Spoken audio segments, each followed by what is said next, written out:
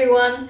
Today we're going to be looking at surnames that come from characteristics, and we will be looking at these surnames in English, in French and in Hungarian.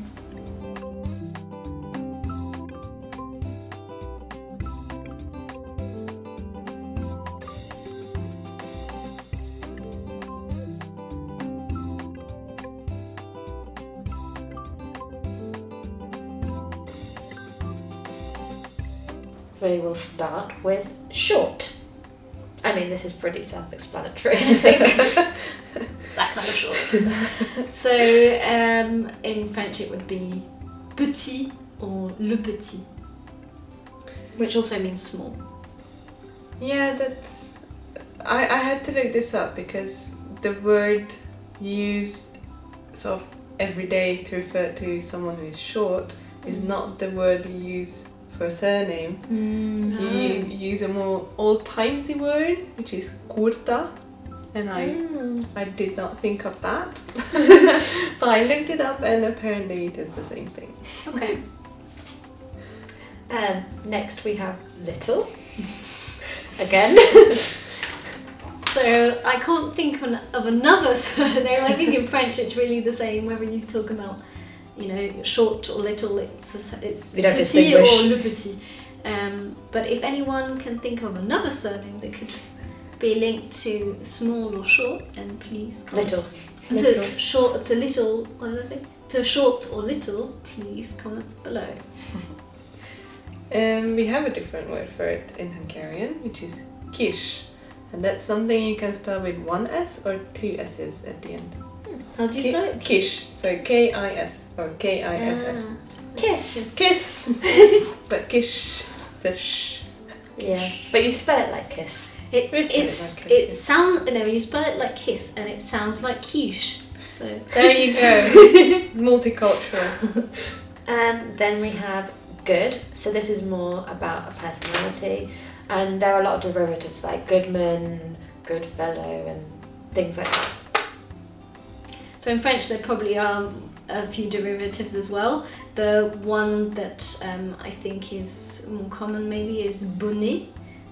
So it's just coming from bon, which is good, and adding, because of the consonant, a double N and then et at the end, which is also quite common in making names that you add the et at the end. We have sort of two versions. So we have the word good, which is jo, but spelled with double O as a surname. And we also have kedves, which is like a good or a nice person. Yeah. And that's a bit more common.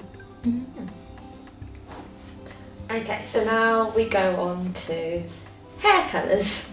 So if you're fair-haired, then it would be white, and this is also, you can make it up into other surnames, but the derivative is white.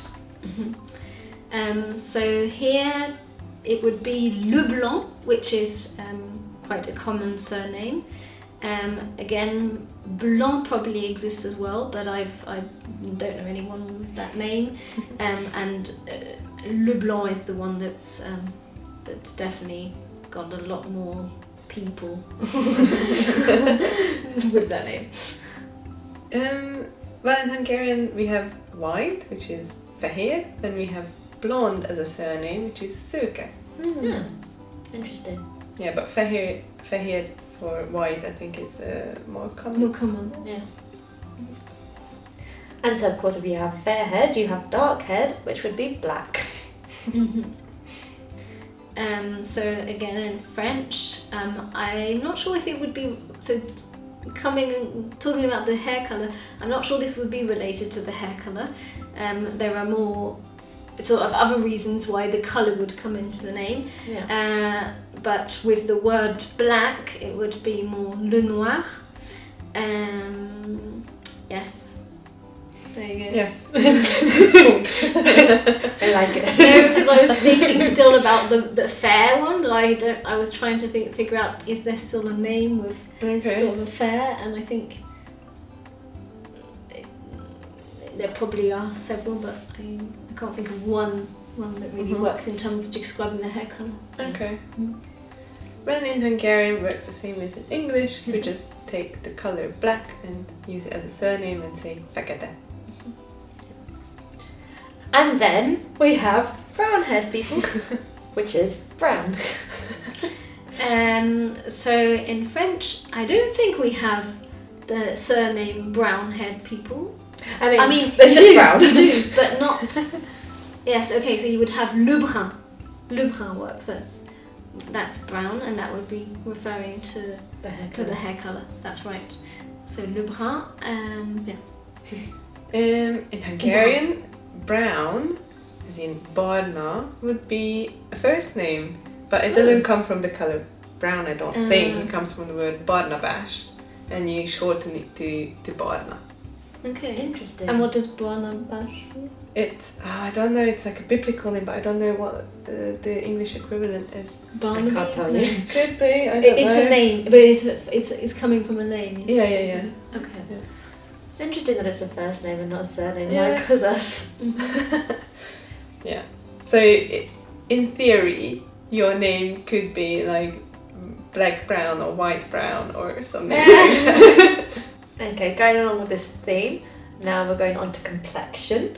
So we have reed, which comes from red complexion, and like you have different spellings of reed. But yeah, reed.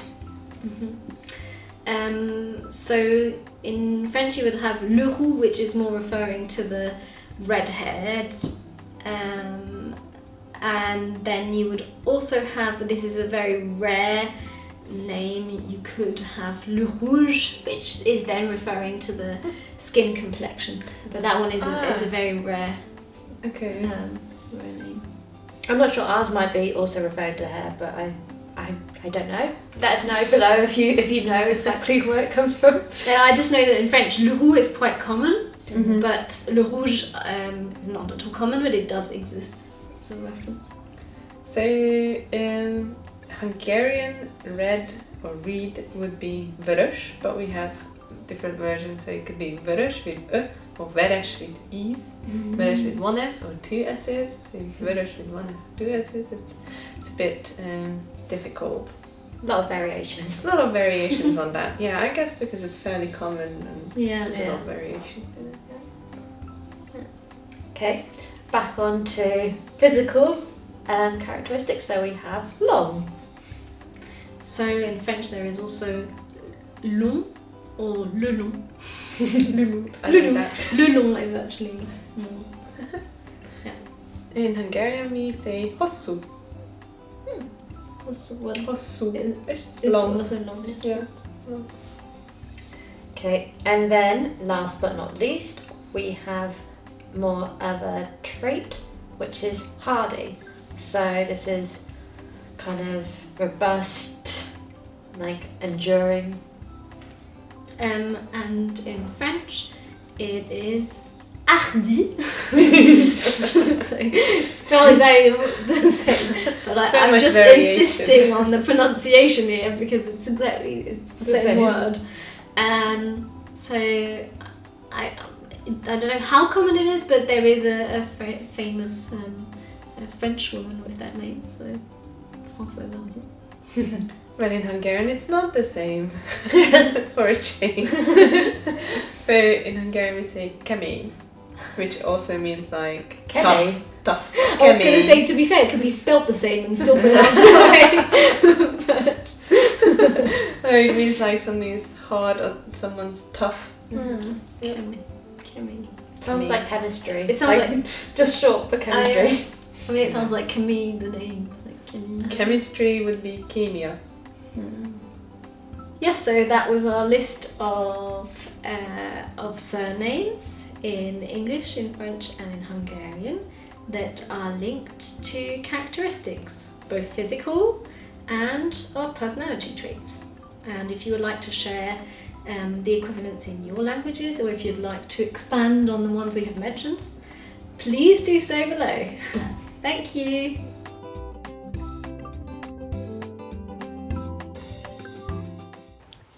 Merci d'avoir regardé notre vidéo. Nous espérons que cela vous ait plu. Si c'est le cas, pensez à liker, commenter et à partager la vidéo avec votre famille et vos amis. Vous souhaitez en voir davantage? Allez jeter un coup d'œil à notre playlist. N'oubliez pas de vous abonner à notre chaîne et à cliquer sur la petite cloche pour recevoir des notifications de nos vidéos à venir.